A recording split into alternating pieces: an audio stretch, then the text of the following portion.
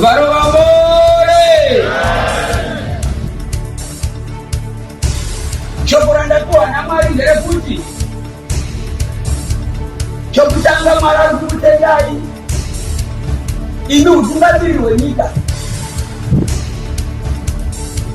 muri pano kutsigira vemakereke nekukura kuri kuita nyika ino yeZimbabwe nezviri mukati mayo zvakaisvonaka.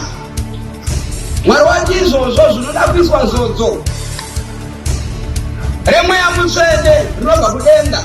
Archbishop Andby Makururu vanokudzidzisai zviri mubhaibheri sezvazviri. You take it, you leave it. Asi unenge waudzwa chokwadi kuti Mwari vakati through Paul tevedzera vagadzwa naMwari kuvapa ugere ipapo Mwari vazvibvumira.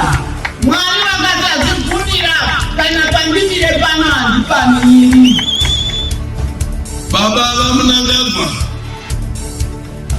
vakandiudza kuti vaizouya kuno nezuva rino, asi musi watakazoenda kuHeroes Acre musi uno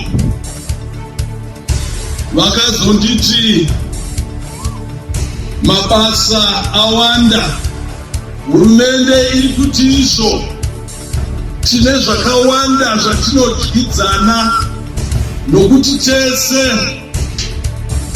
takanangana nokusimudzira vanhu vedu. Vanhu vanopinda kereke yechipostori havadi kuti vana vaende kuchikoro. Zvandaona pano handizvoba. Taona zvavana vanogona chirungu, vanotaura mapoemu vasina bepa ravakatarisa, vachiratidza kuti vanoenda kuchikoro, vari kuenderera mberi nechikoro. Hurumende nomusangano weZANU-PF vanokoshesa kukwidziridzwa kwamadzimai. Ndaona kuti Johanne, the chief of Africa International Church, inotsigirawo zvimwe chetezvo.